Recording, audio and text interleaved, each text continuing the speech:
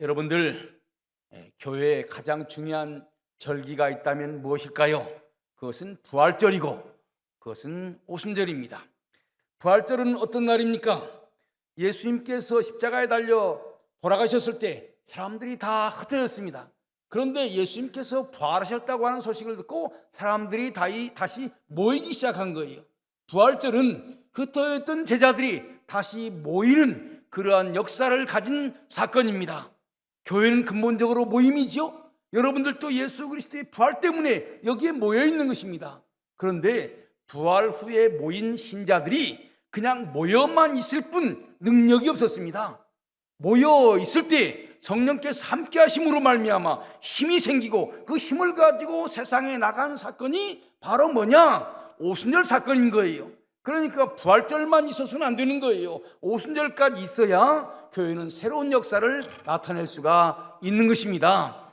여러분들, 예수님께서 3년 동안 제자들을 열심히 가르치셨습니다. 그러나 그 제자들이 별로 능력이 없는 제자들이었습니다. 그런데 마가의 오순절 다락방에 모여서 성령의 놀라운 은혜를 체험하게 될 때 그 모여있는 사람들이 능력 있는 사람들이 되어서 그 사람들이 온 세상에 나가서 그리스도의 증인이 되었습니다. 제가 바라기는 오늘 이 자리에 모여있는 여러분들에게 성령께서 함께 하심으로 말미암아 능력 있는 무리가 되어서 이 부산을 바꾸고 대한민국을 바꾸는 놀라운 역사가 나타나게 되기를 간절히 축원합니다. 그러니까 부활절에서 끝나면 안 되고 오순절 날이 와서 여러분 삶이 바꿔져야 된다고 하는 것입니다. 부활절 이전에 제자들은 모여있기는 모여있었는데 벌벌 떠는 신자들이었어요. 그러나 오순절 날이 지난 다음에는 모여있는 신자들이 능력을 받아서 세상을 이기는 신자들이 되었습니다. 여러분들 다 세상을 이기는 그런 신자들이 되기를 간절히 축원합니다. 여러분들, 우리 한국 기독교가 1885년에 시작되었습니다. 아펜셀러와 언더우드가 인천에 도착을 했어요. 그래서 아펜셀러가 1885년 4월 5일 부활주일에 인천에 도착했습니다. 아펜셀러가 도착해서 이렇게 기도했어요. 우리는 부활주일에 여기 왔습니다. 이 나라의 죽음의 철장을 부수신 주님께서 이 백성을 얽매고 있는 줄을 끊으시고 그들로 하여금 하나님의 자녀들이 얻는 빛과 자유를 누리게 하소서. 지금 이 땅에 어둠이 가득합니다. 많은 사람들이 노예로 살아가고 있습니다. 그런데 이 땅에 주님의 빛이 임하셔서 이 백성들을 억누르고 있는 그 빗장을 풀고 그 포승을 풀고 그래서 자유의 사람으로 만들어서 하나님의 자녀가 되게 해주세요. 이것이 아펜셀러가 1885년 4월 5일 부활주일날 와가지고 하나님 앞에 드린 기도입니다. 정말로 그 기도대로 이 땅에 수많은 사람들이 어둠에서 빛으로 종에서 자유인으로 바꿔져 가고 있는 것이죠. 그런데 사실 한국에 처음 복음이 들어왔을 때 많은 사람들이 크게 반응했던 것은 아닙니다. 정말로 부활절에 왔지만은 사람이 모이지를 않았어요. 그냥 선교사들이 와가지고 몇 사람이 복음을 전하는구나 이렇게 생각을 했습니다. 1885년에 선교사들이 왔지만 약 10년 동안 별로 열매를 맺지 못했습니다. 왜냐하면요, 그 당시에는 청나라가 우리나라를 지배하고 있었습니다. 청나라는 우리나라가 미국과 가까워지고 기독교와 가까워지는 것을 원하지 않았어요. 자기들이 유교를 통해서 우리나라를 계속 지배하기를 원했던 것입니다. 그렇기 때문에 우리나라가 청나라에 지배하여 있기 때문에 선교사들이 마음대로 활동할 수가 없었습니다. 바로 그 청나라가 복음을 전하는 데 있어서 매우 큰 장애물이 되었던 거예요. 그런데 1894년에 그러니까 1885년에 복음이 들어왔는데 약 10년 후인 1894년에 놀라운 사건이 벌어진 것입니다. 이 사건은 아시아의 근현대사에 있어서 매우 중요한 사건입니다. 그것이 무엇인 줄 아세요? 청일전쟁이 벌어진 거예요. 청나라와 일본이 전쟁을 했습니다. 여러분들, 청나라가 어떤 나라입니까? 아시아에서 제일 큰 나라입니다. 중국을 지배하고 있는 나라입니다. 그런데 일본은 섬나라예요. 이 섬나라와 이 대륙의 강한 중국이 전쟁을 하게 된 것입니다. 많은 사람들이 이렇게 생각했어요. 저 일본 사람들 하룻강아지 범 무서운 줄 모른다. 어떻게 이 섬 조그마한 나라가 저 대국, 옛날에는요 중국을 청나라를 대국이라고 불렀습니다. 왜라는 말은 왜소하다는 말이에요. 왜소한 저 나라가 어떻게 중국과 대항해서 싸울 수 있느냐? 싸워봤자 일본은 지고 중국은 이긴다, 이렇게 생각을 했습니다. 그런데 막상 전쟁이 벌어지니까 상황이 달라지는 거예요. 중국 사람들 숫자는 많아요. 중국은 옛날이나 지금이나 숫자는 많습니다. 그런데 제대로 훈련되지도 않았어요. 근대적인 무기를 가지고 있지도 않아요. 그런데 일본은 사람들이 얼마 되지 않아요. 그런데 잘 훈련되어 있어요. 근대적인 무기를 가지고 있어요. 막상 붙었는데 이 청나라 군대가 형편없이 망하게 되는 거예요. 그 싸움이 어디에서 벌어진 줄 압니까? 평양에서 벌어졌어요. 청일전쟁이 청나라에서 일어나는 것도 아니고 일본에서 일어나는 것도 아니고 우리 한반도에서 일어났습니다. 그 중에서도 평양에서 일어난 거예요. 평양 사람들이 구경을 했습니다. 청나라가 이기나 일본이 이기나. 청나라가 이긴다고 생각했습니다. 그런데 막상 전쟁이 붙어보니까 그 청나라가 일본한테 꼼짝도 못하는 거예요. 일본에 잘 훈련된 그러한 군인과 그리고 신무기, 거기에 청나라의 그 많은 숫자, 그 청나라 군대들이 형편없이 망가지는 거예요. 이것이요, 평양에 있는 한국 사람들한테는 어마어마한 큰 충격으로 받아들여졌던 것입니다. 그 당시에 많은 한국 사람들은 중국은 큰 나라, 아시아에서 제일 강한 나라, 그렇기 때문에 이 세상에서 중국을 이길 수 있는 나라는 없다, 이렇게 생각을 했는데, 그래서 우리는 중국을 대국이라고 생각하고 중국을 섬겼는데 그 중국이 왜소한 일본한테 꼼짝 못하고 망하고 말았다고요. 사람들은 생각했습니다. 야, 저렇게 큰 중국이 저 조그마한 나라 일본한테 망했는데 왜 망했을까? 왜 중국이 일본한테 졌을까? 일본은 원래 우리나라보다도 못한 나라예요. 그런데 그 중국을 이겼다고요. 우리가 섬기는 중국을 일본이 이겼다고요. 이 한국 사람들은 어떻게 저 작은 나라가 저렇게 큰 중국을 이길 수 있었을까 생각을 해봤습니다. 생각을 해봤더니 일본은 근대 문명을 가지고 있었어요. 세상의 근대 문명을 미리 봐들었습니다. 그 근대 문명 앞에 중국의 옛날 중국 문명이라고 하는 것이 별로 힘이 없는 거예요. 그러니까 일본은 근대 무기를 가지고 싸우는데 중국은 옛날 무기를 가지고 싸우는 거예요. 게임이 안 되는 거예요. 그런데 그 서양 문명이 어떻게 만들어졌는가 가만히 알아보니까 그 서양 문명 배후에는 기독교라고 하는 종교가 있었다. 그러니까 기독교라고 하는 종교가 서양 문명을 만들었고 서양 문명을 배운 것이 일본이고 그 일본이 중국을 이겼다. 그럼 앞으로 어떻게 해야 되겠는가?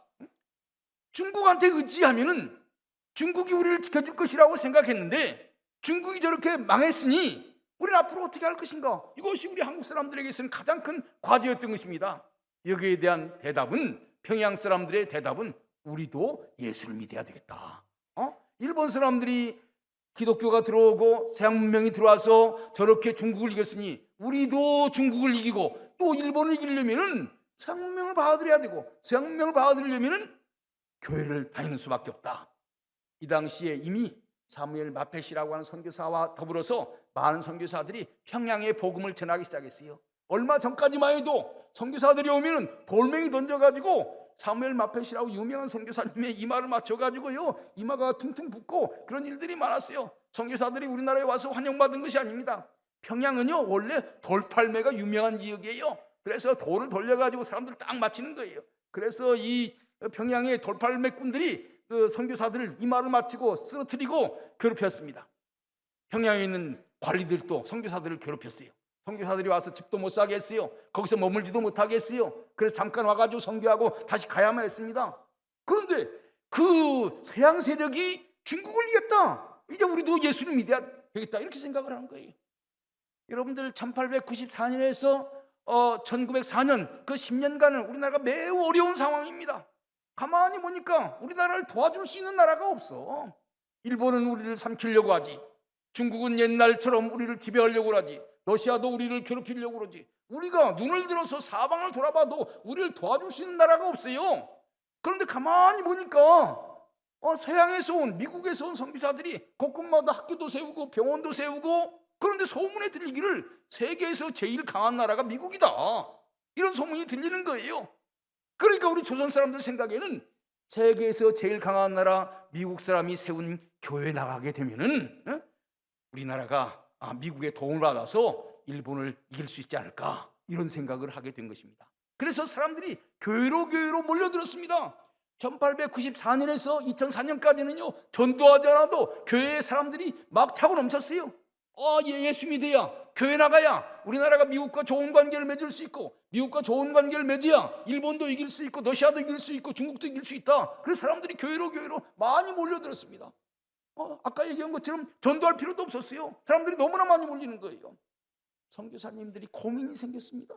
이 사람들이 예수를 알고 교회 나오는 것이 아니에요. 예수 믿으려고 교회 나오는 것이 아니에요. 미국이 힘이 세다고 그러니까 미국을 의지해야 이 나라가 살 것 같다 하는 정치적인 동기로 교회 나오는 것입니다.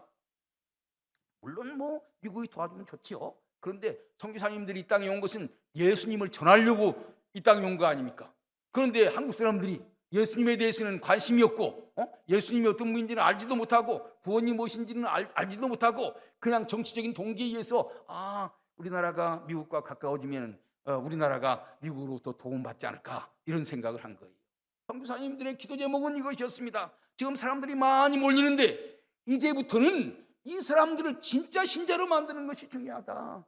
많은 양이 중요한 것이 아니라 그 사람들 한 사람 한 사람에게 예수 그리스도를 분명하게 전해서 참으로 예수 믿는 사람을 만드는 것이 중요하다. 이것을 그 당시에 선교사님들이 이렇게 말했습니다. 지금은 넓이의 문제가 아니라, 얼마나 많은 사람들을 모으는 것이 문제가 아니라 깊이의 문제다. 온 그 사람들 마음속에 예수 그리스도를 제대로 심어야 된다. 그래서 진짜 예수 믿는 사람들을 만들어야 된다. 여러분들 1907년 대부흥운동이 신자들 안 나와서 불신자들 교회로 데려오려고 하는 운동이 아니었습니다. 1907년 대부흥운동은 어떤 운동이었느냐? 교회에 나오는 어중이 떠중이들을 진짜 신자로 만들려고 하는 운동이었어요. 넓이의 문제가 아니라 깊이의 문제다. 한 사람 한 사람에게 예수님을 전해야 된다. 그러려면 성령 받아야 된다. 성령 받아야, 모인 사람들에게 성령이 임해야 예수님이 누구인 줄 분명히 알고 진짜 신자가 된다. 그래서 선교사님들이 모여서 기도하기 시작한 거예요. 하나님, 한국교회를 불쌍히 여겨주세요. 사람들이 몰려오긴 했지만 그냥 모인 군중에 불과합니다. 이 사람들 마음속에 예수님을 전해주세요. 그렇게 하기 위해서 성령이 임해야 됩니다. 성령의 역사가 아니고서는 새로운 그런 하나님의 사람이 만들어질 수 없습니다. 그래서 선교사님들이 한국교회의 부흥을 원한 것입니다. 그래서 일어난 운동이 1907년 대부흥운동인 거예요. 1907년 대부흥운동은 왜 일어났느냐? 많이 모이기는 모였습니다. 그런데 모인 사람들이 어중이 떠중이들이에요. 진짜 신자가 아닙니다. 선교사님들은 신자들이 오는 것이 문제가 아니라 이미 나와 있는 사람들이 진짜 신자가 되어야 된다고 생각했어요. 하나님, 한국에 성령의 능력을 부어주세요. 그래서 이 신자들이 진짜 신자가 될 수 있도록 해주세요. 넓이의 문제가 아니라 깊이의 문제입니다. 예수 그리스도가 우리 한국 사람들 마음속 깊이에 제대로 뿌리 내리기를 원합니다. 하나님께서 이 선교사님들의 기도에 응답해 주신 것이 1907년 대부흥운동인 것입니다. 여러분들, 예수님께서 부활하셨을 때 예수님의 제자들이 모여 있었습니다. 그런데 그냥 모여 있을 뿐이에요. 성령의 능력이 없었습니다. 그러니까 벌벌 떨고만 있는 거예요. 그런데 거기에 마가의 순절 다락방에서 성령의 능력이 임재하셨고, 그때에 그 모여있는 그 사람들이 힘 있는 하나님의 사람이 되어서 예루살렘과 온 유대와 사마리아와 땅끝까지 복음을 전하게 되었습니다. 저는요, 이 시간 여러분에게 이 급하고 강한 바람에 대해서 말씀을 드리고 싶어요. 지금 급하고 강한 새로운 바람이 불어야 됩니다. 우리 대한민국이 매우 어렵습니다. 또 한국교회도 어렵습니다. 이때 다시 한번 급하고 강한 바람이 불어와야 됩니다. 그래서 잘못된 것들을 정리해야 돼요. 잘못된 뿌리를 뽑아내야 됩니다. 그래야 이 대한민국이 새로워질 수가 있는 거예요. 한국교회가 새로워질 수 있는 거예요. 여러분들, 이 급하고 강한 바람은요, 언제 나타나느냐? 창세기 1장에 나옵니다. 태초에 흑암이 있었고 어둠이 있었고 또 모든 세상이 온통 물로 뒤죽박죽이었어요. 태초에 흑암과 혼돈이 있었습니다. 이때 하나님의 신, 하나님의 바람이 불기 시작했어요. 그 흑암 위에 불기 시작했어요. 그 수면 위에 불기 시작했어요. 이 하나님의 바람이 불기 시작하자 새로운 역사가 나타나게 된 것입니다. 지금 우리가 살고 있는 세상이 얼마나 혼돈합니까? 세상은요, 기본적으로 남자와 여자로 구분되어 있습니다. 이것이 하나님의 창조 법칙이에요. 그런데 이 세상이 엉망이 돼가지고 남자가 자기가 나는 남자하고 싶다, 여자 하고 싶다, 그러면 여자로 인정해줘야 된다는 거예요. 여자가 나는 더 이상 여자로 하기 싫다, 남자로 나는 살고 싶다, 그럼 남자로 해줘야 된다는 거예요. 그래서요, 미국에는 이 생물학적인 성이 있고 또 사회학적인 젠더가 있어요. 생물학적인 성이라고 하는 것은 뭐냐면 남자로 태어났느냐 여자로 태어났느냐를 얘기하는 거예요. 그러니까 어머니가 남자로 낳아주셨는지 여자로 낳아주셨는지 이걸 기록하는 거예요. 사회학적인 젠더, 사회학적인 성이라고 하는 것은 뭐냐면 내가 남자로 살고 싶은지 여자로 살고 싶은지 그걸 얘기하는 거예요. 지금 미국의 많은 문서는요 거기에 또 체크하게 돼 있어요. 여러분들 혼돈이에요. 세상의 기본적인 질서는 남자와 여자가 한 가정을 이룸으로써 시작이 되는 것입니다. 이거 가장 기본적인 질서예요. 이것이 무너지기 시작하는 거예요. 여러분들 낮에는 해가 뜨고 밤에는 달이 뜨는 것처럼 집에는 남자가 있고 여자가 있습니다. 남자가 밖에 나가서 일하고 여자는 아이를 낳습니다. 그래서 같이 어우러져 사는 가정이 되는 거예요. 이 근본적인 법칙이 흔들리고 있는 거예요. 이것은 보통 심각한 것이 아닙니다. 여러분 에덴 동산에 뭐가 있었습니까? 선악과가 있었어요. 무엇이 선인지 무엇이 악인지가 분명해야 선은 행하게 되고 악은 행하지 않게 되는 것입니다. 그래야 세상이 될 수 있는 거예요. 그런데 이 세상이 언제부터 망가졌습니까? 선악과를 따먹어버리니까, 선악과를 따먹고 선악과를 없애버리니까 혼돈이 오는 거예요. 그때부터 이 세상은 뒤죽박죽이 되는 거예요. 다시 한번 급하고 강한 바람이 불어야 됩니다. 그래서 이 혼돈이 다시 질서로 바꿔져야 돼요. 흑암이 빛으로 바꿔져야 돼요. 그래서 선과 악이 분명하게 세워져야 되는 것입니다. 저는 이번에 12.7 서울에서 벌어진 큰 집회는 대단한 중요한 집회라고 생각합니다. 지금 세상에 유럽과 미국에서 이런 하나님께서 정해주신 선악과를 없애버리고 자기 멋대로 선악과를 만들려고 하는, 하나님이 주신 선악이 아니라 내가 원하는, 내게 이익이 되는 것은 선이고 내가 하기 싫은 것은 악이다, 이런 세상을 제거하고 새로운 세상을 만들려고 하는 하나님의 역사가 시작됐다고 생각해요. 그것이 우리 대한민국에서 시작됐습니다. 지난 서울 광화문광장에서 시작됐어요. 그 일이 어디서부터 시작된 줄 압니까? 부산에서부터 시작됐어요. 부산의 손연보 목사님을 중심으로 해서 이래서는 안 된다, 이런 혼돈 상태를 방치해서는 안 된다, 우리가 거룩한 방파제를 세워야 된다. 이번에 서울에서 일어난 그 거룩한 방파제 운동 12.7 대회는요 우리 한국 역사에서 매우 중요한 대회라고 생각을 합니다. 그런데 하나님께서 또 특별히 감사하게도 이번에 미국 대통령 선거에서 트럼프가 당선이 됐습니다. 미국의 바이든은요 바로 그런 동성애 그런 걸 지지하는 사람이에요. 그런데 트럼프는 그것을 반대했습니다. 미국에서 동성애를 지지하는 물결, 가정을 해체하려고 하는 물결, 이것이 도도하게 일어나가지고 얼마 가면 미국이 망하지 않을까 이런 생각을 했는데 하나님께서 도와주셔서 그것에 지금 방파제를 만들어서 제동을 걸고 새로운 바람을 지금 일으키고 있는 거예요. 저는요 하나님의 급하고 강한 바람이 다시 불어야 된다고 생각합니다. 그래서 혼돈이 다시 질서로 바꿔야 되는 거예요. 뿐만이 아니죠. 여러분들, 하나님의 급하고 강한 바람이 언제 부른 줄 압니까? 이스라엘 백성이 애굽에서 탈출할 때 급하고 강한 바람이 불어왔어요. 이스라엘 백성이 애굽에서 탈출할 때 이제 홍해바다 앞에 서게 되었습니다. 애굽에서는 탈출했는데 가나안 땅으로는 건너갈 수 없는 거예요. 앞에는 홍해바다가 있는 거예요. 앞으로 나가자니 바다에 빠져 죽겠고 뒤로 물러서자니 애굽 군대의 발빨구 발에 밟혀 죽게 된 거예요. 정말로 어려운 상황입니다. 여러분들, 이것을 진퇴양난이라고 그러죠. 앞으로 나갈 수도 없고 뒤로 물러설 수도 없는 거예요.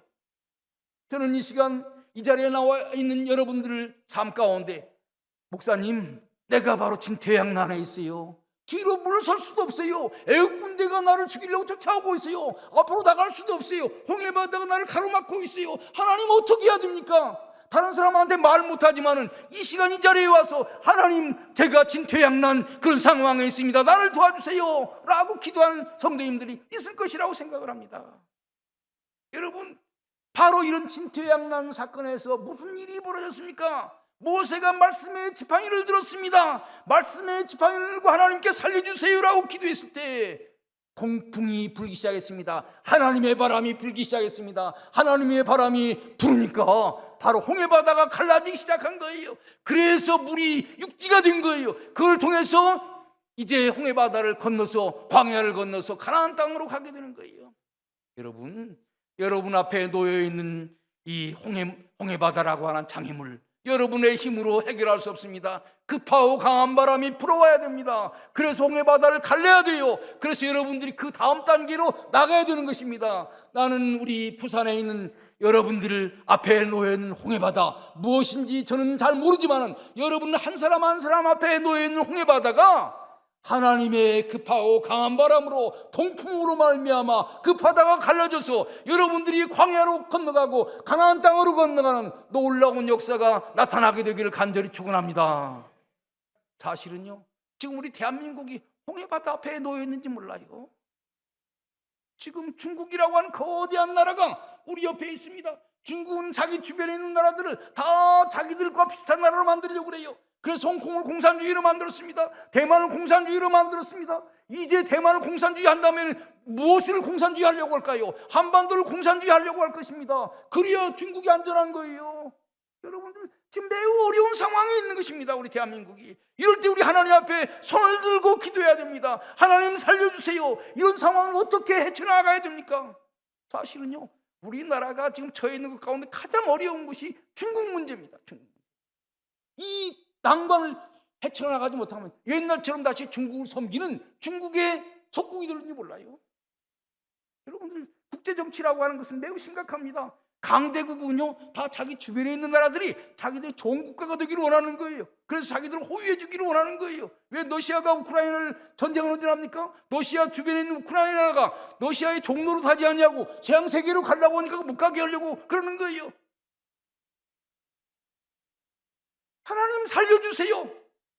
우리가 지금 조선시대를 벗어나서 서양 근대 문명을 받아들이고 자유를 받아들이고 여기까지 왔습니다. 자유스러운 백성이 되었습니다. 그런데 다시금 우리 옆에 강력한 공산주의 국가가 있어가지고 공산주의 국가가 무신론을 전하고 하나님이 없다고 그러고 그런 나라가 우리 옆에 있으니 이 문제를 어떻게 했으면 좋겠습니까? 하나님 앞에 기도해야 되는 거예요. 우리 앞에 홍해바다가 놓여 있는 것입니다. 우리 힘으로 해결할 수 없어요. 여러분, 오늘 읽은 우리 사도행전에 보면은 마가의 오순절 다락방에 급하고 강한 바람이 불어왔다고 그랬죠. 여러분들, 마가의 오순절 다락방에는 어떤 사람들이 모여 있었습니까? 거기에는요 여러 나라에서 온 사람들이 모여 있었어요. 수많은 사람들이 있었습니다. 거기에는 히브리 사람도 있고 많은 유대 사람도 있고 또 헬라 사람도 있고 로마 사람도 있고 온갖 사람들이 다 모여 있는 거예요. 커뮤니케이션이 안 되는 거예요. 지금 우리 사회의 가장 큰 문제가 뭡니까? 커뮤니케이션이 안 돼요. 아버지하고 아들하고 같이 살아도요 말만 한국말 같이 쓰는 거지 외국인하고 같이 사는 것도 똑같아요. 저도 요즘 젊은 사람들하고 얘기해 보면 도대체 젊은 사람이 하는 말도 못 알아듣겠고 내가 말을 해야 그 사람들이 또 못 알아들어요. 우리나라가요 지역 간에 대화가 안 되고 있습니다. 전라도와 경상도 사이에 대화가 안 되고 있어요. 세대 간에 갈등이 있어요. 나이 잡신 분들하고 젊은 사람들하고 대화가 안 돼요. 나이 잡신 어른들은 젊은 사람들 보고 나 때는 그러면서 너희들이 아무것도 모른다고 얘기하고 젊은 사람들은 꼭 내가 또 뭐 그런 얘기한다고 그러고 서로 대화가 안 돼요. 서로 바꿔놓고 생각하지 않는 거예요. 커뮤니케이션이 안 되는 거예요. 또 우리나라에도 진짜로 외국인들도 많이 와 살고 있어요. 그 사람들하고도 커뮤니케이션이 안 되는 거예요. 그런데 마가의 오순절 다락방에서 성령이 임하기 시작했을 때 각각 서로에게 알아들을 수 있는 말을 하게 되었습니다. 그래서 커뮤니케이션이 된 거예요. 성령이 역사하게 되면요 한 마음이 되게 되니까 커뮤니케이션이 잘 이루어지게 되는 것입니다.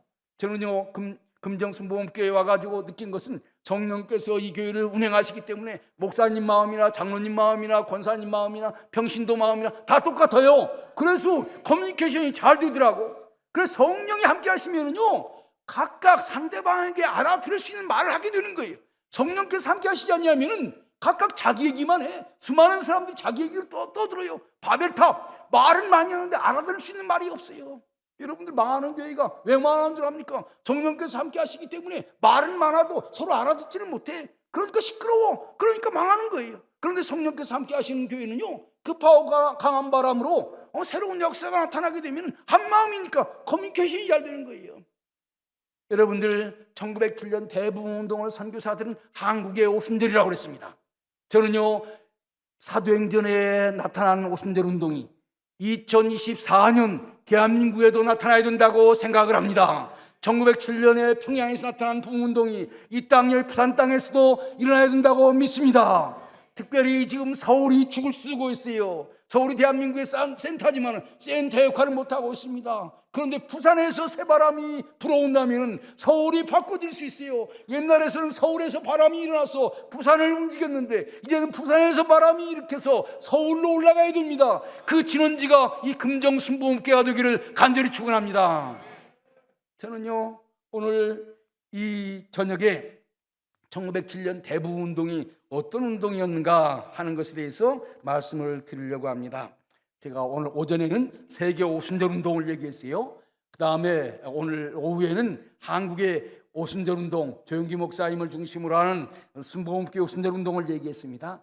제가 오늘 이 저녁에는 그런 오순절이 아니라 한국교회의 오순절, 한국교회 오순절에 대해서 얘기하려고 그럽니다. 오순절이라는 말이 오순절 교회의 전유물이 아닙니다. 이미 오순절 운동이 들어오기 이전에 1907년 대부운동을 한국의 오순절이다 이렇게 얘기했어요. 사도행전에 오순절 운동이 있는 것처럼 1907년 평양에 오순절 운동이 일어났다. 이 운동이 얼마나 자랑스러운 운동이냐 하면서 선교사들이 각각 자기 나라에 보고서를 썼습니다. 미국의 많은 교회들이요, 한국에 있는 이 오순절의 역사를 보시오. 당신네들도 이 오순절 운동을 따라서 미국 교회도 부흥해야 됩니다. 이렇게 외쳤던 거예요. 여러분들, 한국 교회가 자랑해야 될 것 많습니다. 사실 조영기 목사님도 자랑해야 되고 여의도 순복음교회도 자랑해야 되지만은요, 제가 생각할 때는 그 못지않게 중요한 것이 1907년 대부흥운동입니다. 제가 교회사 교수입니다. 많은 부흥운동을 봤어요. 그런데 1907년 대부흥운동만큼 정말로 순수하고 참되고 변화가 많이 일어난 그런 부흥운동 많지 않습니다. 저는요, 지금 이 땅에 많은 부흥운동이 일어났지만 1907년 대부흥운동으로 들어가서 진짜 하나님이 원하시는 그러한 변화가 나타나야 된다고 생각을 합니다. 부흥운동은 일어났는데 박수는 열심히 치고 아멘 할렐루야를 많이 했는데 신자들의 삶의 변화는 없어요. 이렇게 되면 부흥이 일어난 것은 아니죠. 성령께서 역사하신 것 같아가지고 방언도 나오고 은사도 나오는데 정말로 사람들이 야, 저 사람들이야말로 진짜 하나님의 사람이구나 하는 그런 평가는 없어요. 저 사람이나 우리나 별로 다를 거 없다. 부흥에 참석하는 거 빼놓고는 별로 다를 거 없다. 부흥에 참석했으면 다른 것이 또 달라져야 되는 거예요. 부흥에 참석하는 거 빼놓고는 달라지는 것이 없다면 그게 무슨 하나님의 역사입니까? 1907년 대부흥운동은 그러지 않았어요. 진짜 한국 사람들의 마음을 바꿔놨습니다. 거기서 새로운 역사가 나타난 거예요. 그래서요, 저는 이 한국교회가 세계교회를 향해서 자랑할 것 가운데 하나가 1907년 대부흥운동이라고 생각을 합니다. 1907년 대부흥운동은 무엇보다도 첫 번째로 말씀에 기초한 운동이었습니다. 한국 기독교의 가장 중요한 특징은 성경을 사랑한다고 하는 거예요. 한국 기독교는 이 땅에 들어오기 전부터 성경을 번역했습니다. 선교사들이 이 땅에 들어와서 선교사들이 성경을 번역한 것이 아니라 선교사들이 들어오기 전에 한국 사람들이 성경을 번역해서 선교사들이 그 성경책을 가지고 왔어요. 제일 먼저 번역한 성경은 어디에서 이루어진 줄 압니까? 만주에서 번역했어요. 물론 거기에 노스라고 하는 선교사님이 있었습니다. 이분이 만주에 온 한국 사람들을 데리고 성경을 번역했습니다. 그런데 그 만주에 누가 왔느냐? 평안도 장사꾼들이 왔어요. 그래서 제일제본에 번역한 성경은 평안도 사투리로 번역되어 있습니다. 그 다음에 또 하나는 일본에서 번역했습니다. 일본에는요, 그 당시에 많은 사람들이 유학가 있었습니다. 그때만 해도 19세기 말만 해도 일본 동경은 아시아에서 제일 문명된 도시예요. 서구 문명을 가르쳐주는 도시예요. 그래서 한국에 많은 사람들이, 많은 양반들이 일본으로 유학 갔어요. 일본에 선교사님 만났습니다. 선교사님들이 한국 성경 번역했으면 좋겠다. 그런데 그 사람들은 다 유교 학자들입니다. 그렇기 때문에 한문 읽는 것을 지금 우리 한글 읽는 것만큼 잘하는 사람들입니다. 그러니까 한문으로 이미, 중국말로 한문은 이미 오래전에 번역되어 있습니다. 그 한문 성경을 일일이 다 번역할 필요가 없어요. 거기에다 토만 붙였습니다. 한문에 보면은 명심보감에 보면 자활, 유선자는 그럴 때 는자, 는 이건 한문이 아니거든요. 한글이거든요. 토단다고 그러는 것입니다. 그것을 현토 성경이라고 그래요. 한문 성경에 토를 달아가지고 한문 성경을 읽기 쉽게 만들었습니다. 그게 현토 성경이에요. 어쨌든지 간에 선교사님들이 오기 전부터 중국 만주에서는 평안도 말로, 일본에서는 한문에 토를 단 현토 성경으로 번역돼 가지고 우리나라의 선교사들이 올 때는 그 성경 가지고 오게 되었습니다. 세상에 이런 나라가 없어요. 대개 선교사님들이 와서 그때부터 성경 번역이 하기 시작을 하는 거지, 오시기 전부터 그 나라 사람들이 번역한 성경을 가지고 온 예는 없다고요. 이건 대단하게 중요한 것입니다. 그런데 저는 선교사들이 성경을 한글로 번역했다고 하는 것은 큰 의미가 있다고 생각합니다. 여러분들, 우리 기독교보다 먼저 들어온 종교들이 많아요. 유교가 있고 불교가 있죠. 여러분들 제사 지내신, 지금은 안 지내지만은 제사 지내는 것을 본 분들이 많이 있을 거예요. 제사 지낼 때 거기에 지방 써붙인 것이 한글입니까? 한문입니까? 한문을 써붙이는 거죠. 현고 학생 부군 신이. 그 다음에 제대로 제사를 드리는 집에서는 한문으로 유세차 뭘 모시 이렇게 한문으로 얘기하는 거예요. 여러분들, 유교의 용어는요 한문입니다. 유교의 경전 사서삼경을 한국말로 번역하지 않았어요. 그렇게 오랫동안 중국의 사서삼경이 우리나라에 들어왔지만은 그 사서삼경을 한국말로 번역하지 않았다고요. 불교도 마찬가지예요. 불교도 마찬가지. 불교 절에 가서 연불하는 소리 들어보세요.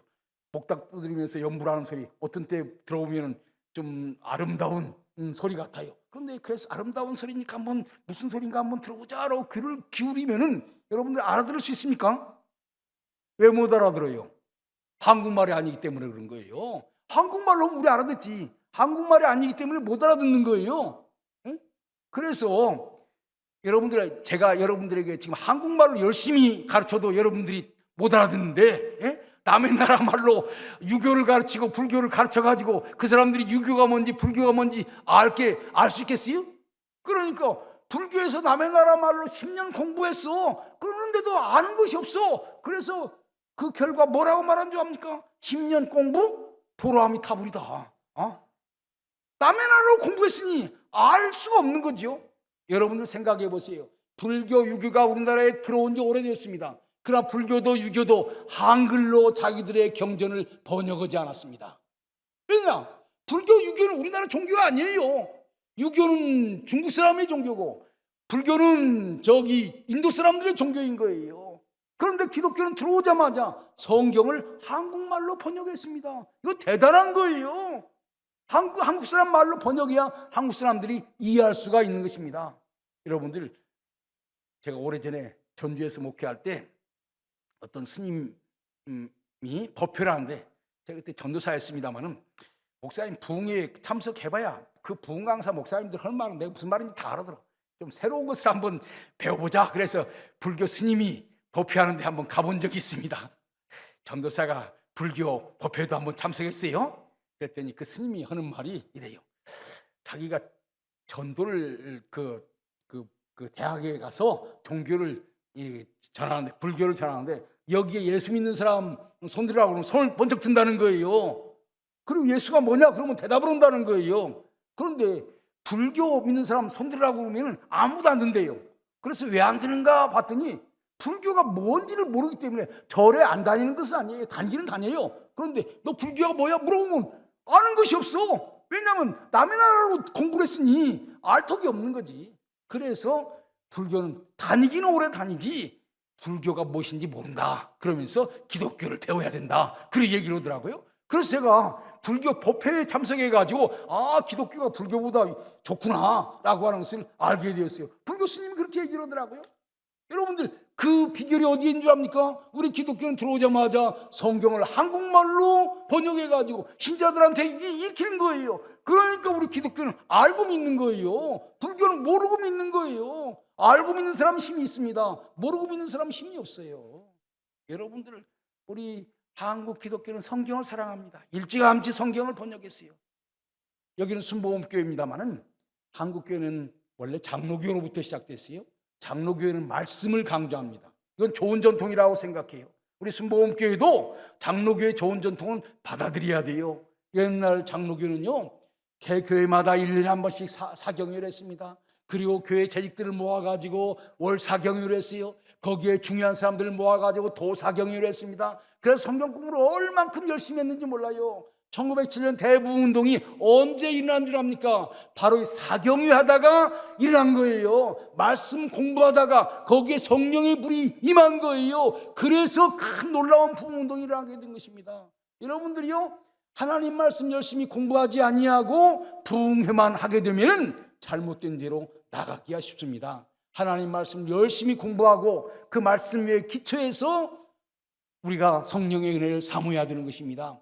성령의 역사라고 하는 것은 다른 것이 아니에요. 성령은 이 성경을 떠나서 역사하는 것이 아니에요. 이 성경에 쓰여진 것을 우리에게 알려주는 것이 성령의 역사인 것입니다. 성경에 없는 것을 얘기하는 것이 아니라 성경에 있는데 그것이 무엇인지 잘 몰라. 그것을 성령께서 조명해 주셨고 비춰주셔서 우리를 깨닫게 하는 거예요.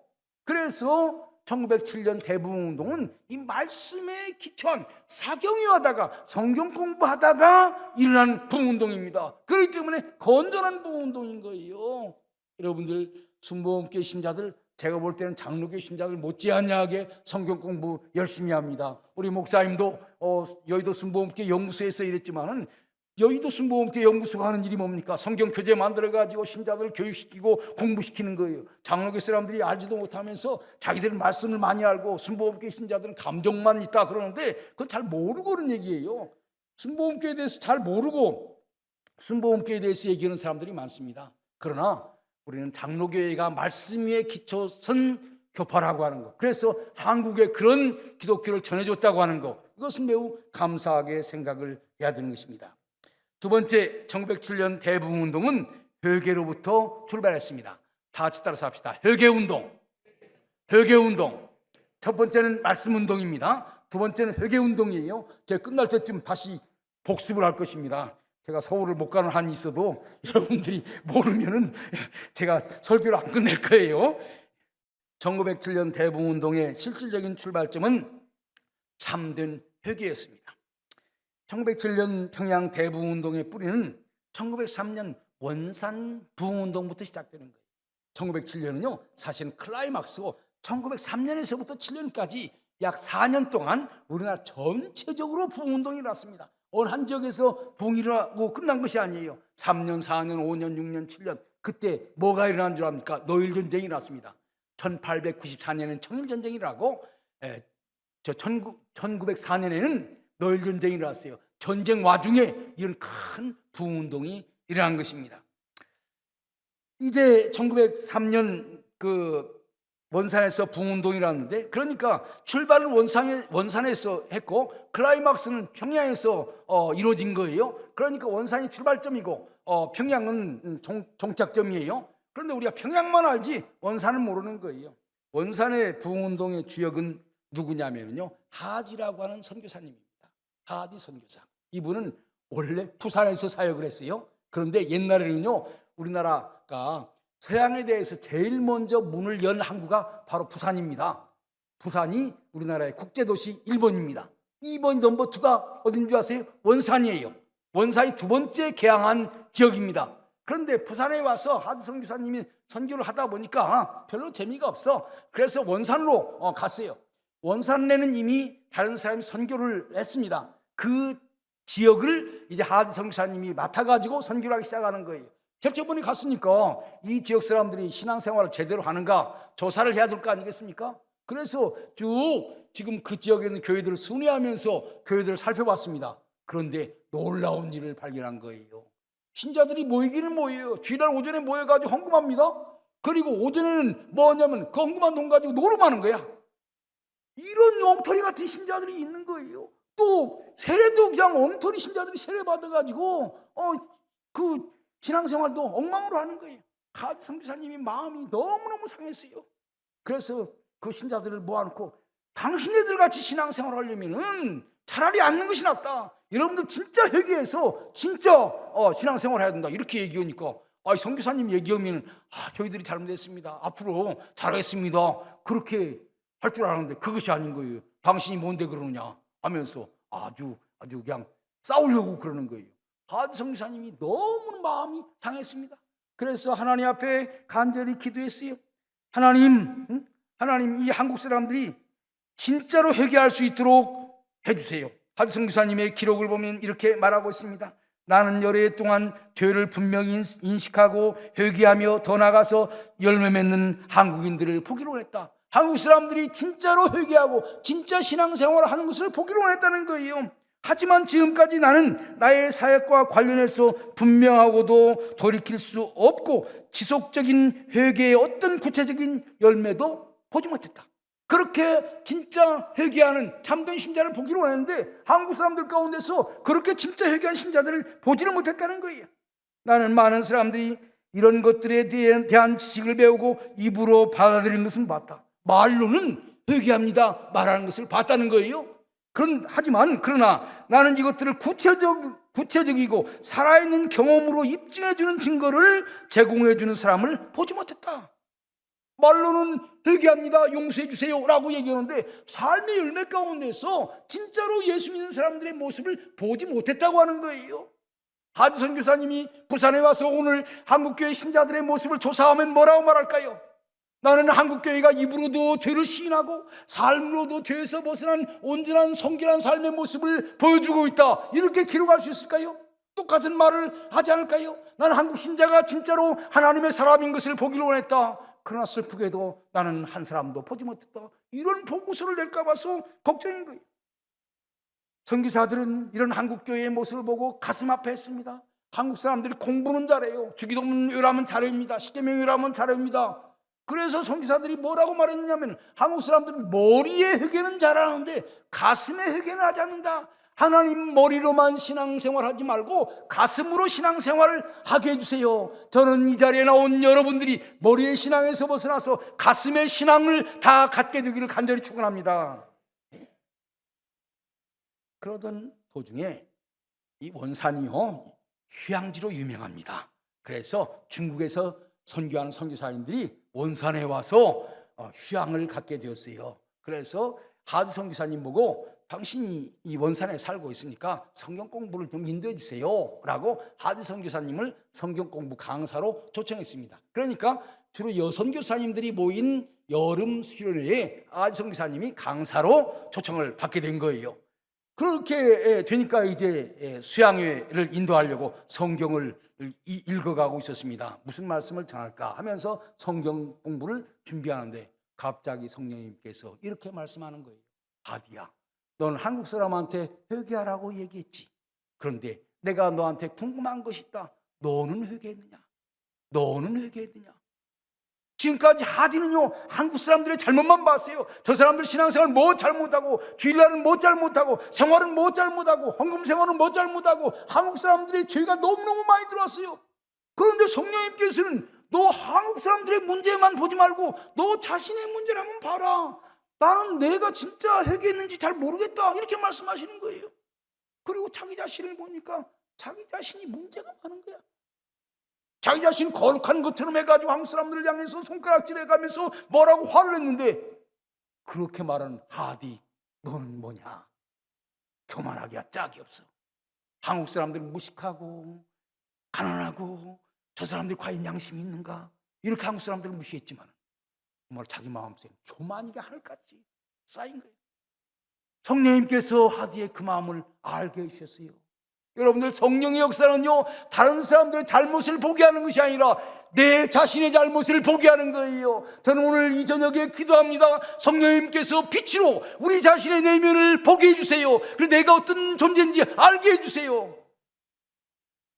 성령의 조명함을 따라서 자기 자신을 보게 되니까 자기 자신이 정말로 문제가 많은 사람이에요. 하디가 손을 들었습니다. 하나님, 제가 잘못했습니다. 지금까지 다른 사람의 죄만 지적했는데 사실은 내가 죄인입니다. 내가 교만했습니다. 내가 한국 사람 너무나 무시했습니다. 하나님, 저를 용서해 주세요. 그런데요, 그 하나님께서 하디에게 또 말씀하시는 거예요.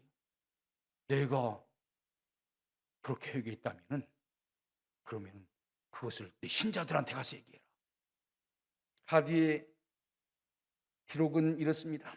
성령께서 나에게 오셨을 때 성령이 요구하셨던 첫 번째 의무는 나의 청중들 앞에서 나의 과거의 실패와 그 실패의 원인을 자백하는 것이었다. 청중들 앞에서 자기의 잘못을 고백하라는 거예요. 이것은 매우 고통스럽고 수치스러운 일이었다. 지금까지 주일날 설교 강단에 서기만 하면 한국 사람들을 막 쥐잡듯이 막 공격했는데 이제 그 청중들 앞에서 여러분만 잘못이 아니라 내가 더 큰 죄인입니다 라고 고백하라는 거예요.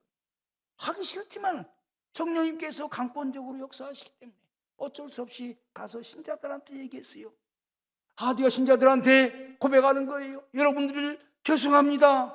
여러분들에게 교만하게 말하는데 정말로 나는 하나님 앞에 용서받지 못할 그런 죄인입니다. 자기 자신의 잘못을 회개했어요. 신자들이 깜짝 놀랐어요. 왜냐하면 선교사님 그러면 하늘 같은 사람이라고 생각했어요. 그 선교사님이 그렇게 교만한 사람이라고는 잘 몰랐던 것입니다. 선교사님이 먼저 자기 자신의 잘못을 자백을 하게 되니까 그 다음에 그 신자들이 하나씩 하나씩 나와서 자백을 하기 시작하는 거예요. 그 신자들이 선교사님이 하드 선교사가 회개라고 했는데 회개를 어떻게 하는지를 몰랐던 거예요. 그런데 선교사님 보니까 자기 잘못을 청중들 앞에서 자백을 하는 거예요. 아, 회개는 저렇게 하는 것이구나 이렇게 생각을 한 거예요. 하늘 같은 선교사님이 죄를 회개하는데 조선 사람들이 회개 못할 죄가 뭐 있습니까? 선생님이 죄를 회개하는데 학생이 회개 못할 것이 뭐가 있어요? 목사님이 회개하는데 신자들이 회개 못할 것이 뭐가 있습니까? 그래서 이 원산에서 대대적인 회개 역사가 일어나게 되는 거예요. 그래서 그 장소가 놀라운 성령 역사로 가득 차게 된 거예요. 이것이 1907년 대부흥운동의 출발입니다. 그 출발이 원산에서 시작했어요. 하드 선교사의 회개로부터 시작했습니다. 자기의 잘못을 자백하는 데서부터 시작했습니다. 여러분들이요, 지금 한국교회 부흥운동에 회개가 없어요. 자백이 없어요. 이렇게 되니까 성령께서 오시지를 못하는 거예요.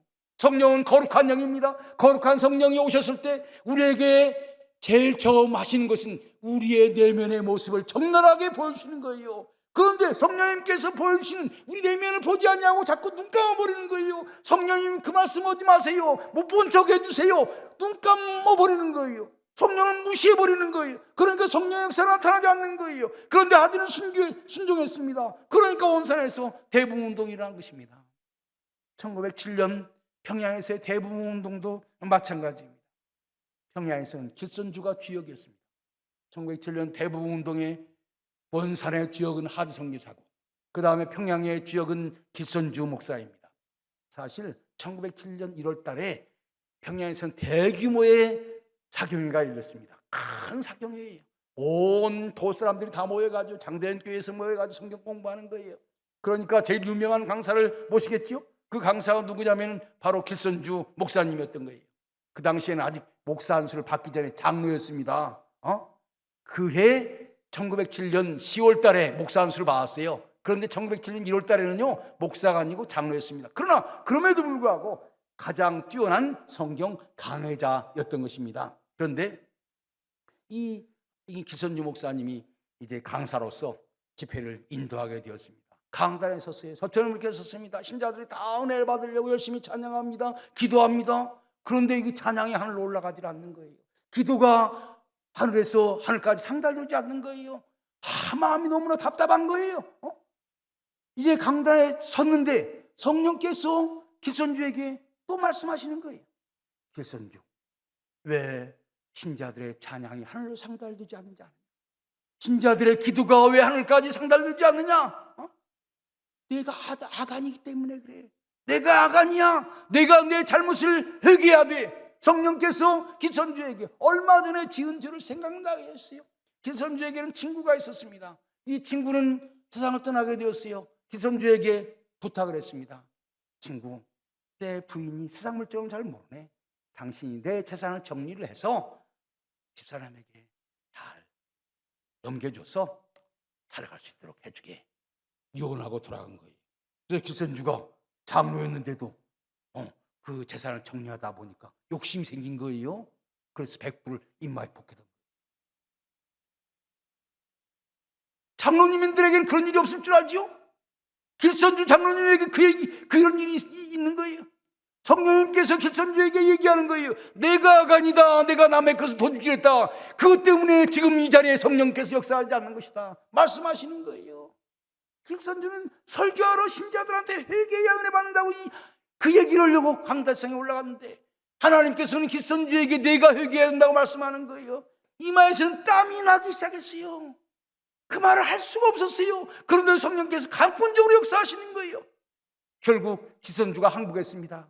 성령님께서 말씀하시는 대로 순종하겠습니다. 신자들한테 얘기했어요. 여러분, 내가 설교자로 이 자리에 섰지만 나는 아간입니다. 오늘 자리에 성령께서 역사하지 않는 것은 내 죄 때문에 그렇습니다. 나는 남의 물건을 훔쳤습니다. 이제 그 물건을 다시 갖다 주겠습니다. 하나님 용서해 주세요. 울면서 기도했습니다. 그때요, 선교사님의 기록에 의하면 그 장소에는요, 평양에 있는 선교사님 다 모여 있었습니다. 선교사님의 기록에 의하면 평양 장대현 교회 지붕이 열렸다고 그랬어요. 지금까지는 평양 장대현 교회 지붕이 노쇠로 덮여 있는 것 같았어요.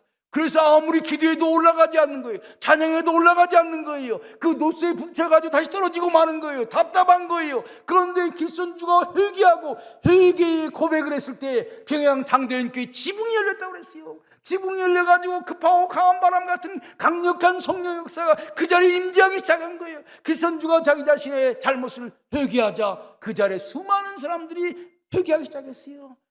자기의 죄 내면에 지금까지 감춰놨던 죄들을 하나씩 한 사람씩 다 나와서 자기의 죄를 자백하기 시작했어요. 어떤 사람이 가만히 보니까 지금 사람들이 미친 거야. 정말로 무서운 죄를 다 자백하는 거예요. 선교사가 뭐라고 말한 줄 압니까? 그 자리에 참석했던 목포에서 선교하던 프레스톤이라고 하는 선교사가 그 장소를 이렇게 설명했습니다. 자기는 신자들이 자백하는 것을 보고 이곳이 지옥이구나 라고 알게 되었다. 지옥에서 볼 수 있는 모든 죄악이 그 자리에 다 나타났다는 거예요. 겉으로는 거룩한 신자인 것처럼 앉아있지만은 그 신자들 입에서 나오는 과거의 죄에 대한 얘기는 인간의 말로 형용할 수 없는 온갖 죄들이 다 거기에 있다고 하는 거예요. 그러니까 1907년 장대현 교회는 우리 마음속에 있는 온갖 쓰레기들을 주님 앞에 내놓고 회개하는 거예요. 그 회개 역사가 뭐 때문에 일어나는 것입니까? 성령의 강권적인 역사가 성령께서 역사하시기 때문에 죄를 회개할 수밖에 없게 되었고, 그래서 회개하게 되는 거예요. 왜 우리 한국교회가 부흥회를 많이 하는데 진짜 새로 변화되는 역사가 없습니까? 성령의 인도하심에 순종해서 자백하고 회개하지 않기 때문에 그러는 거예요. 어떤 신자가 가만히 보니까 다 미쳤어. 이러다가 나도 정신이 나가서 내가 옛날 바람핀 곳 나가서 자백하게 되면 나는 집에서 쫓겨나. 이제 그러기 전에 정신 차리고 나가야 되지. 그래서 엉금엉금 기어나가가지고 신 신고 나가려고 그러는데, 나가는 그 사람을 성령께서 덮여가지고 못 나가게 해가지고 다시 기어 들어와서 나는 이러이러한 잘못을 지은 사람. 선교사님들이 그 자리를 보고 간증한 기록들이 많이 나와 있습니다. 정말로 1907년 대부흥운동은요, 우리 내면에 있는 모든 잘못을 철저하게 내놓고 얘기하는 거예요. 옛날에는 부흥운동 첫 번째 날은 죄를 얘기했습니다. 두 번째 날은 회개를 얘기했습니다. 그리고 마지막 날 축복 얘기하는 거예요. 지금은 처음부터 끝까지 복받는 얘기만 하는 거예요. 진짜 우리 거룩한 삶으로 바꿔지고 복을 받아야 그 복이 하나님을 위해서, 이웃을 위해서, 나 자신을 위해서 귀하게 쓰여지는 것인데, 더러운 죄악으로 가득한 사람에게 복이 오게 되면 그 돈 가지고 뭘 합니까? 나쁜 데 쓰는 거예요. 그럼 나도 망치고 사회도 망치고 이웃도 망치는 거예요. 1907년 대부흥운동은 무슨 운동이냐? 회개운동인 것입니다. 세 번째, 1907년 대부흥운동은 성령운동입니다. 선교사들은 한국에 와서 세례를 주고 성경을 가르쳤습니다. 하지만 이것으로는 부족함을 느꼈어요. 선교사들은 한국교회 성령께서 역사해야 된다고 믿었습니다. 지금 성경 공부는 열심히 가르쳤어요. 그런데 선교사님들이 성경 공부 많이 가르치면 지식은 많아져. 다윗이 어떤 사람인지, 솔로몬이 어떤 사람인지 뭐 물어보면 대답은 잘해. 그런데 삶을 아무것도 안 바꿔지는 거예요. 앞에 선교사는 이렇게 말했습니다. 그리스도의 교회로 많은 사람들이 들어오는 것을 보는 그날, 나는 나와 한 선생에게는 기쁜 날이었다. 세례를 주는 날이 기쁜 날이라고 하는 거예요. 그런데 마페스의 기록은 이렇게 말하고 있습니다. 내가 오늘 물 세례를 주었는데 이것으로 온전하지 않다.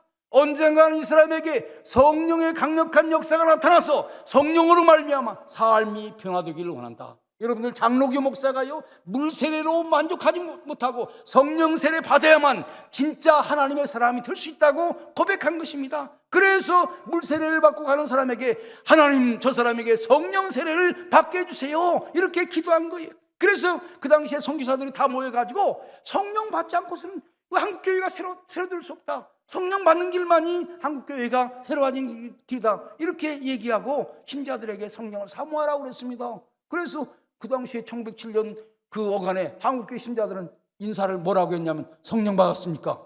그 전에는 아침 드셨어요? 진지 드셨습니까? 이렇게 인사했는데 그 다음부터는 성령 받았습니까?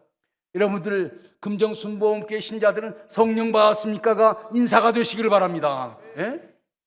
성령을 이렇게 사모를 했어요. 선교사들은 나는 성경 공부에 대해서 반대할 생각은 전혀 없다. 그러나 이것 가지고 만족할 수 없다. 진정한 성령의 역사가 일어나는 부흥이 필요하다. 장로교 선교사들의 고백인 거예요. 그래서 한국교회가 성령의 은혜에 대해서 간절히 사모하는 이런 바람이 일어났던 것입니다. 이런 간절한 열망은 지속되었습니다. 미국에서는 뉴욕 장로교회 목사님 잔스턴이라고 하는 분이 있어요. 이분은 성령의 은혜를 사모하는 분입니다. 장로교회 목사님들도 성령 은혜를 사모하는 사람들이 많아요. 이분이 영국 웨일즈에서 큰 부흥운동이 일어났다고 하는 얘기를 듣고 이제 영국 웨일즈로 왔습니다. 거기에서 큰 은혜를 받았어요. 영국에서 들어보니까 인도 카시아에서 부흥운동이 일어났다고 하는 소문이 들려요. 그래서 인도로 갔습니다. 인도에 가서 부흥집회도 인도하고 본인도 은혜를 받았습니다. 그리고 한국으로 왔어요. 서울에 왔습니다. 서울에 와서 선교사들을 모아놓고 자기가 미국에서, 영국에서, 인도에서 이런 하나님의 성령의 역사를 설명했어요. 그런데 서울에 있는 선교사들과 서울에 있는 신자들은 깍쟁이 같아가지고 아무런 반응이 없는 거예요. 그런데 얼마 안 있어서 평양으로 왔습니다. 평양에 와서 선교사들과 한국 사람들을 모아놓고 지금 세계적으로 어떻게 성령의 운동의 역사가 나타나는가를 설명했습니다. 오늘 아침에 제가 얘기했죠. 1906년 미국 아주사 거리에서 놀라운 성령의 역사가 나타났다고 얘기를 했죠. 그런데 바로 그런 얘기를 하면서 미국에서 일어난 성령운동, 영국에서 일어난 성령운동, 인도에서 일어난 성령운동이 한국에서도 일어나기를 원합니다. 여러분 가운데 이런 성령운동의 새로운 주역이 될 사람이 누구입니까? 라고 도전했습니다. 이때 저요? 라고 손든 사람이 있었습니다. 그 사람이 누군지 아세요? 길선주 장로예요. 여러분들이요, 지금 다시 한번 조영기 목사님이 한국교회를 성령으로 새롭게 하려고 했던 것처럼 이 금정순복음교회 신자들이 하나님의 성령으로 이 부산 사회를 새롭게 하려고 하는 간절한 소원이 있어야 하는 것입니다. 잔스톤 목사님이 했던 질문을 다시 합니다. 누가 이 부산에서 새로 일어나는 성령운동의 주역이 되겠습니까? 여러분들 마음속에 저요 라고 대답하시기를 바랍니다. 제가 손들으라고 하지 않겠어요? 그런 마음속에 하나님, 우리 금정교회가 제가 하나님의 새로운 도구가 되게 해주세요. 저를 통해서 하나님의 새로운 바람이 일어나도록 해주세요. 그런 간절한 열망 때문에 1907년 대부운동이 일어나게 된 것입니다. 여러분들 사도행전에 보면 성령운동이 일어났을 때 방언의 역사가 나타났다고 했죠. 제가 1907년 대부운동을 연구하면서 제가 놀라운 사실을 발견했습니다. 이 사실을 여의도 순복음교회 조영기 목사님이 이영우 목사님이 여러 차례 얘기했어요. 개일 선교사가 쓴 1907년 대부운동에 대한 기록을 보니까 이런 얘기가 나오고 있습니다. 1907년 대부운동이 한참 진행되고 있을 때 중국에서 신자들이 찾아왔고 한국에서 신자들이 모여가지고 함께 기도했는데, 중국에서 온 사람과 조선 신자가 함께 기도했는데 지금은 알아들을 수 없는 단음절로 된 언어와 그 다음에 지금은 사용하지 않는 고대 언어로 기도했다. 그러니까 단음절로 된 따따따따는 단음절로 된 소리와 지금 우리가 알아들을 수 없는 옛날 말로 기도했다, 이렇게 되어 있어요. 방언했다는 말은 없습니다.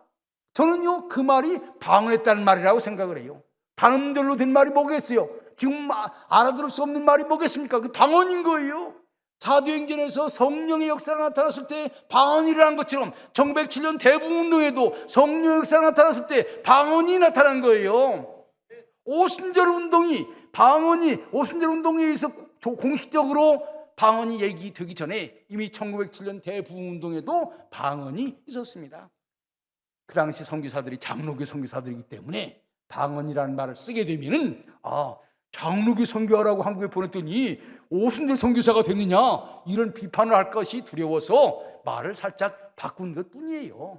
그러니까 1907년 대부운동에 성령의 놀라운 역사가 나타났고 방언도 나타나게 된 거예요. 그러니까 순복음교회에서 순복음교회에서 행하는 방언은 순복음교회 오기 전에 이미 한국교회에서 오래전부터 하던 것이었던 것입니다. 네 번째 1907년 대부흥운동은 개혁운동이었습니다. 성령께서 역사하실 때 제일 먼저 나타난 것이 자기 자신의 잘못을 고치는 거예요. 이쯤에서 정리하고 넘어갑시다. 이것만 하고 마치려고 그럽니다. 시간도 많지 않기 때문에 저도 서울 가야 돼요. 첫 번째 1907년 대부흥운동은 말씀운동이라고 그랬습니다. 두 번째 1907년 대부흥운동은 회개운동, 세 번째 성령운동, 네 번째 개혁운동. 다 같이 따라서 합시다. 말씀운동, 회개운동, 성령운동, 개혁운동. 1907년 대부흥운동이 한참 진행될 때 윤성근이라고 하는 감리교 전도사님이 있었습니다. 이분은 원래 주전소에서 일했습니다. 주전소라고 하는 것이 뭐냐면 엽전 만드는 공장이에요. 화폐 공장인 거죠. 여기에서 일을 하다가 자기의 약간 욕심이 생겼어요. 돈이 있으면 항상 욕심이 생기는 모양이에요. 그래서 욕심을 내가지고 일부를 훔쳐가지고 자기가 가지고 있었습니다. 그런데 이 사람이 그 뒤에 예수 믿고 전도사가 됐습니다. 그래서요, 무슨 소문이 났냐면 저 사람 살아있는 걸어다니는 성경이다. 성경을 너무너무 잘 알았어요. 전도도 많이 했어요. 이제 이분이 나이가 먹어가지고 세상을 떠나게 되었어요. 선교사님이 왔습니다. 당신이 이제 하나님 나라 갈 날이 멀지 않아. 주님 앞에 회개할 거 있으면 회개하세요. 윤성근이 가만히 생각을 해보니까 자기가 옛날에 화폐 공장에서 일할 때 주전소에서 정부 돈을 훔친 것이 생각이 나요. 그래서 그 하드 선교사님한테 얘기했습니다. 선교사님, 내가 지금 가만히 생각해 보니까 내가 옛날에 정부 돈을 훔친 것이 생각이 납니다. 내가 그것을 선교사님한테 드릴 테니까 내 대신 내가 아파서 지금 직접 갈 수 없고 선교사님이 정부에게 주세요. 정부에게 돌려주세요. 하드 선교사님이 이것을요 자기 선교 보고서에 썼습니다. 그래서 하드 선교사의 글에는 뭐라고 나오냐면요, 조선 정부에 들어간 돈 가운데 가장 깨끗한 돈이 바로 이 윤선근의 회개금, 이것을 양심전이라고 했어요. 자기 양심에 꺼리끼는 것을 돈으로 드리는 것, 양심전. 여러분들이요, 옛날 우리 한국 교회는요 이런 일들이 많았습니다. 공무원들 가운데서 예수 믿는 사람들이 많았어요. 목사님이 과거에 지은 죄를 낱낱이 회개하라고 했습니다. 입으로만 회개하는 것이 아니에요. 입으로 지은 죄는 입으로 회개하고, 물질로 지은 죄는 물질로 회개하고, 남의 것을 훔친 사람은 그것을 갖다 보상하고 배상을 한 거예요. 원래 한국교회는요 입으로만 회개하는 회개를 가르치지 않았습니다. 삶으로 구체적으로 회개할 것을 가르친 거예요. 그렇기 때문에 한국교회는요 많은 신자들이 옛날 뇌물 받은 것 회개해서 다시 돌려준 것 많아요. 우리 성결교회 기록에도 그런 것들이 많습니다. 한국교회도 그런 것들이 많아요. 그런데 해방 이후부터 그냥 입으로만 회개했어요. 그런데 지금은 입으로도 회개하지 않아요. 우리 한국교회 말만 여럿이 모여가지고 신문기자들 앞에 놓고 우리 회개합니다. 그건 기사용 회개라는 것이지 진짜로 하나님 앞에서 몸부림치면서 자기 자신의 죄를 내놓고 회개하는 회개가 없어요. 이것이 한국교회의 큰 문제인 것입니다. 그렇게 되면서 그런 회개는 진정한 삶의 변화를 가져오는 거예요. 실질적으로 변화를 가져오는 거예요. 그래서 하드성 교사님이 그 윤성근의 양심전, 한국에서 가장 깨끗한 돈이다, 이렇게 얘기를 한 것입니다. 여러분들이요, 1907년 대부운동이 일어난 다음에 그 부운동의 소식이 중국까지 뻗었어요. 그래서 중국에 있는 신자들이 평양에서 놀라운 부운동이 일어났다고 하는 소식을 듣고 평양에 왔습니다. 그런데 어느 교회에서 부운동이 일어난지를 잘 모르겠어. 그래서 그 교회를 찾아가려고 평양에 있는 비단장수 왕서방을 찾아갔어요. 평양에 대부운동이 일어났다는데 어디에서 일어났느냐, 나도 가서 은혜를 받고 싶다. 그랬더니 그 왕서방이 하는 말이 서울에서, 평양에서 대규모의 부운동이 일어났다는 거예요. 그럼 어떻게 하느냐 물어봤더니 자기가 비단장수라는데 전 사람들이 와가지고 비단을 외상으로 가지고 와가지고 외상값을 안 줬다는 거예요. 그래가지고 조선 사람, 나쁜 사람, 돈 떼먹는 사람 이렇게 얘기를 했는데 오늘 갑자기 그 외상값 떼먹은 전 사람들이 와가지고 내가 옛날에 외상값 갚으러 왔다고. 그래서 이제 돈 많이 벌었냐고 그랬더니 돈 버는 것은 아니라고. 그럼 어떻게 해서 이렇게 외상값을 갚게 되었냐고. 내가 지금은 교회 옛날에는 교회를 안 다녔는데 이제는 교회를 다니게 되었고, 교회를 다녔는데 목사님 하시는 말씀이 하나님 믿는 사람은 남의 것 떼먹으면 안 된다. 그래서 그 외상값 가지고 왔다고. 주단장수 앙수왕이 뭐라고 말한 줄 압니까? 예수님 참 좋습니다. 왜 그럴까요? 의상값을 갚아줬으니까. 여러분들이요, 1907년 대북운동에는 이런 일들이 많았어요. 남에게 잘못했으면 찾아가서 잘못했다고 얘기를 하고, 남의 마음에 상처를 줬으면 상처 준 것을 가서 회개하고, 남의 물건을 훔쳤으면 다시 갖다 주고, 이런 일들이 많았어요. 그러니까 사람들이 야, 진짜로 변했구나, 놀랍게 변했구나. 여러분들 한국교회에 이런 살아있는 변화 역사가 나타나기만 하면요, 한국교회 변화합니다. 세상 사람들이 저 사람들은 우리와 다른 사람들이야, 하나님 믿더니 달라졌어, 저 사람처럼 살아야 돼, 이런 얘기가 일어나야 되는 거예요. 1907년 대북운동은 바로 이런 운동이었습니다. 하나님 말씀을 열심히 연구하고 진짜 죄를 회개하고 성령의 능력이 함께 있을 때 그 사람들의 삶은 더 이상 옛날 삶이 아니었습니다. 마지막으로 한마디 하고 제 설교를 마무리하도록 하겠습니다. 1907년 대북운동 때 선교사님들이 한국을 이렇게 설명했습니다. 중국은 긴 역사가 있고, 러시아는 넓은 땅이 있고, 일본은 근대 문명이 있다. 조선에는 아무것도 가진 것이 없는 거예요. 넓은 땅도 없고, 역사는 긴 역사가 있지만 중국처럼 그렇게 찬란한 문화를 얘기하는 것도 아니에요. 일본처럼 근대 문화도 없어요. 그런데 선교사님들이 이렇게 말했습니다. 조선에는 러시아에도 없고, 중국에도 없고, 일본에도 없는 무엇이 있다. 그것이 뭐냐?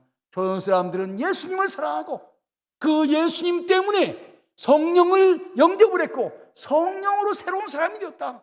언젠가는 이 조선 땅이 아시아를 복음화하고 아시아의 빛이 될 것이다. 이렇게 얘기했어요.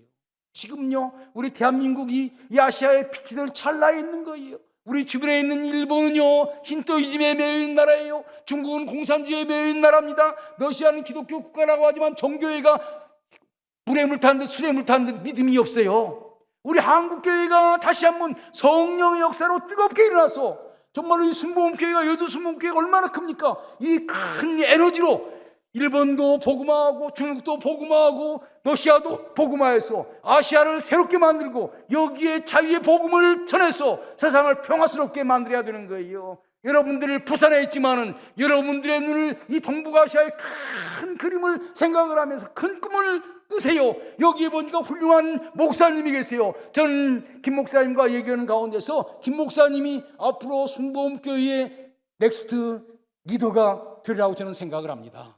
여러분들 금정 순복음교회도 이 부산 사회를 새롭게 만들고 한국교회를 새롭게 만들 놀라운 역사를 나타내는 그러한 교회가 되길 바랍니다. 지금 소망이 없어요. 미국 교회도 흔들흔들해요. 유럽 교회도 흔들흔들해요. 그런데요, 서구 문명을 받아들여서 근대화된 나라 가운데서 기독교가 이만큼 성장한 나라가 우리나라밖에 없는 거예요. 우리나라가 가져야 될 사명이 커요.